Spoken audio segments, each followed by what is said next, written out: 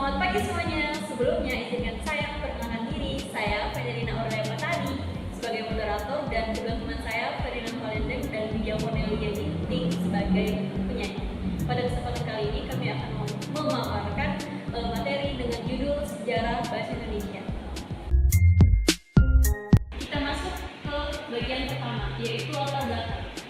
Latar belakangnya bahasa merupakan suatu sistem komunikasi yang memiliki makna untuk mengungkapkan perasaan atau pikiran dari seseorang melalui mulut.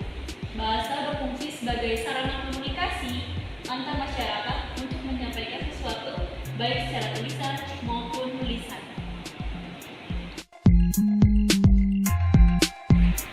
Bahasa Indonesia itu apa sih teman-teman?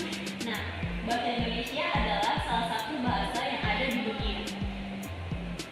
Dari sekian banyaknya bahasa yang ada, bahasa Indonesia berfungsi sebagai bahasa pemersatu sekaligus sebagai salah satu identitas nasional dari Indonesia itu sendiri. Sejarah perkembangan bahasa Indonesia berakar dari bahasa Melayu, lalu berlanjut ke masa kolonial, dan mulai berkembang pada masa Sumpah Pemuda, masa Revolusi, hingga ke era modern yang lebih maju lagi. Untuk penjelasan selanjutnya, kita akan beralih ke slide selanjutnya.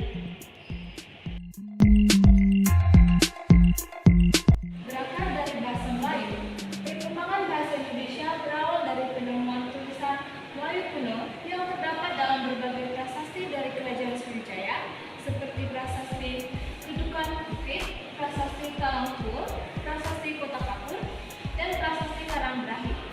Pada masa Kerajaan Sriwijaya, bahasa Melayu digunakan sebagai bahasa pengantar, bahasa perdagangan, dan bahasa resmi kerajaan. Poin yang kedua, bahasa Melayu yang menjadi cikal bakal dari bahasa Indonesia berawal mula dari bahasa Austronesia yang merupakan salah satu bahasa yang ada di Kalimantan Barat. Ini dibuktikan dengan sejumlah penemuan yang berasal dari India dan Asia Tenggara seperti mani-mani batu, berang pasir dari Luzon, dan serpihan emas batu muda yang semuanya itu terdapat di Kalimantan Barat. Untuk poin yang ketiga, penggunaan bahasa Melayu sudah ada saat Kesultanan Malaka berkuasa di wilayah Nusantara bagian barat, tepatnya di sekitar wilayah Semenanjung Malaya hingga Sumatera bagian utara. Jenis bahasa Melayu yang digunakan adalah Melayu Klasik dan Melayu Riau Johor.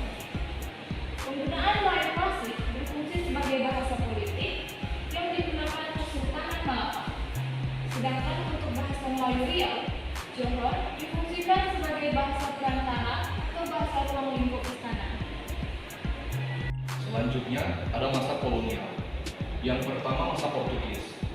Saat Portugis masuk ke Nusantara dan menaklukkan Kesultanan Malaka pada akhir abad ke-16, terciptalah bahasa Melayu Malaka yang adalah peralihan dari bahasa sebelumnya, yakni bahasa Melayu Malaka Johor, yang kemudian menjadi bahasa pengantar di sekolah-sekolah pada masa kolonial.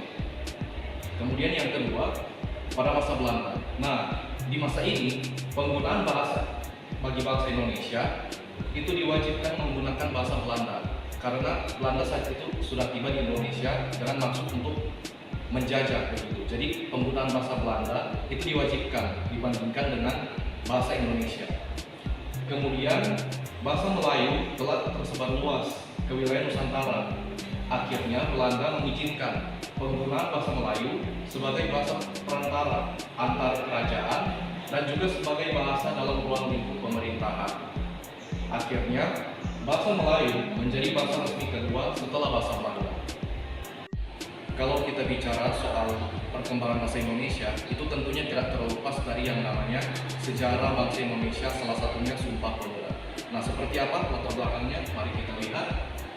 Masa Sumpah Pemuda. Para pemuda yang berasal dari berbagai wilayah daerah yang tergabung ke dalam organisasi kepemudaan menciptakan suatu kesepakatan untuk diadakannya Kongres Pemuda pertama yang diselenggarakan pada 30 April hingga 2 Mei 1926 dan Kongres Pemuda kedua yang diselenggarakan pada 27 hingga 28 Oktober 1928 di Batavia. Nah, hasil dari kongres tersebut menjadi awal mula terciptanya Sumpah Pemuda pada 28 Oktober 1928 yang menjadi awal mula berkembangnya bahasa Indonesia. Isi dari Sumpah Pemuda ini memuat beberapa hal penting. Salah satunya itu berbunyi menjunjung bahasa persatuan bahasa Indonesia. Bunyi dari isi Sumpah Pemuda ini kemudian menjadi langkah awal dari perkembangan bahasa Melayu yang kemudian disempurnakan dengan kata serapan asing dan penyempurnaan ejaan oleh Van Ophuijsen hingga berkembangnya ejaan yang disempurnakan atau yang seperti kita ketahui EYD.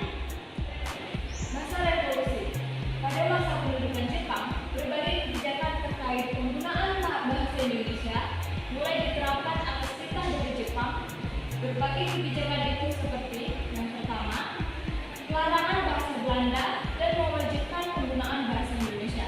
Yang kedua, memanfaatkan bahasa Indonesia dan bahasa daerah untuk menyebarluaskan propaganda Jepang.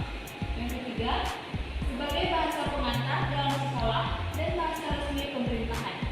Yang terakhir, mengganti nama-nama kota dan wilayah Indonesia yang masih memiliki unsur bahasa Belanda. Tapi kebijakan tersebut tidak berlangsung lama. Penggunaan bahasa Indonesia mulai dibatasi dan penggunaan bahasa Jepang mulai diwajibkan, bahkan sebagai bahasa resmi dan bahasa pengantar di sekolah. Fakta ini menjadikan angka buta huruf di masyarakat Indonesia pasca kemerdekaan sangat tinggi, bahkan mencapai angka 97% dari seluruh masyarakat Indonesia kala itu. Awal kemerdekaan. Penggunaan bahasa Indonesia secara resmi adalah saat Indonesia dinyatakan merdeka pada 1945 lewat proklamasi. Saat itulah penggunaan bahasa Indonesia sudah mulai menyeluruh dan sebagai bahasa resmi kenegaraan mulai tahun 1945. Saat memasuki masa perjuangan mempertahankan kemerdekaan, bahasa Indonesia selain sebagai bahasa resmi negara, juga difungsikan sebagai bahasa diplomasi untuk digunakan baik dalam bentuk diplomasi langsung maupun secara tidak langsung. Memasuki era modern, perkembangan bahasa Indonesia sudah mulai mengalami perkembangan yang pesat sejak tahun 1950. Yang kedua, seiring dengan berkembangnya zaman dan pengaruh dari globalisasi, bahasa Indonesia mengalami perubahan yang signifikan. Misalnya, dalam penulisan Surabaya di era saat ini, pada zaman lalu itu masih menggunakan bentuk penulisan seperti ini teman-teman, Surabaya. Tapi tanda bacanya itu kurang lebih sama dengan penyebutan kota Surabaya di era modern, hanya saja perbedaannya itu di penulisannya. Misalnya itu Surabaya, S-U-R-A-B-A-Y-A. Sedangkan kalau di zaman lalu, penulisan kata Surabaya itu seperti ini. Ya, kurang lebih seperti itu. Penggunaan ejaan dan juga tata bahasa sudah mulai lebih maju. Hal ini terlihat dalam tulisan-tulisan yang mulai berkembang dalam bentuk bacaan. Kosakata bahasa Indonesia telah mengalami perkembangan yang lebih modern, di mana istilah atau kosakata asing sudah mulai diadopsi ke dalam versi bahasa Indonesia. Misalnya, kata bisnis yang berasal dari kata business itu dalam bahasa Inggris, dan juga kata aktor yang berasal dari kata actor dalam versi bahasa Inggrisnya. Jadi, bahasa Indonesia di era saat ini itu sudah mulai mengadopsi beberapa kata atau istilah bahasa asing yang kemudian disempurnakan ke dalam bentuk bahasa Indonesia. Contohnya itu seperti ini.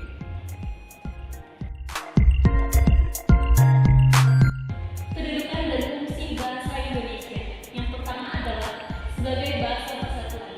Sesuai dengan isi dari kesepakatan Sumpah Pemuda menyatakan bahwa bahasa Indonesia memiliki kedudukan resmi sebagai bahasa pemersatu bangsa, yang dimana sebelumnya para pemuda yang terdiri dari berbagai daerah dalam hal berkomunikasi masih menggunakan bahasa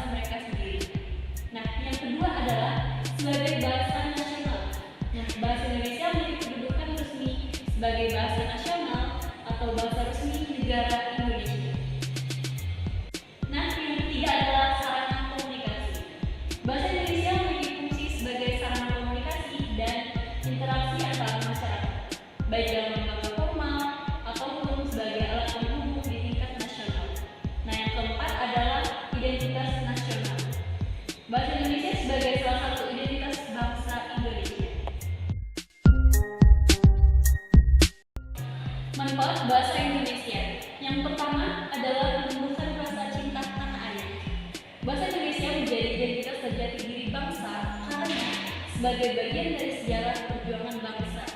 Nah, yang kedua adalah bentuk pelestarian budaya. Bahasa Indonesia terbentuk atas dasar perbedaan bahasa dan budaya masing-masing daerah yang tentunya harus dilestarikan. Nah, yang ketiga adalah menambah wawasan kebahasaan. Tentunya mempelajari bahasa Indonesia dapat memperkaya wawasan akan kebahasaan, terlebih khusus bagi orang asing. Berdasarkan materi ini yang telah kita sampaikan, bisa disimpulkan bahwa bahasa Indonesia memiliki kedudukan resmi sebagai bahasa nasional dan sarana pemersatu bangsa yang memiliki perkembangan sejarah yang sangat panjang, berawal dari bahasa Melayu, kesepakatan dalam Sumpah Pemuda, hingga bertransformasi menjadi bahasa Indonesia seperti yang kita kenal saat ini. Yang pastinya memiliki sejumlah fungsi dan kedudukan atau manfaatnya tersendiri. Baiklah, sekian dari materi yang kami sampaikan. Jika ada keliruan atau kesalahan, kami mohon maaf. Bagi kalian yang ingin bertanya atau ingin memberikan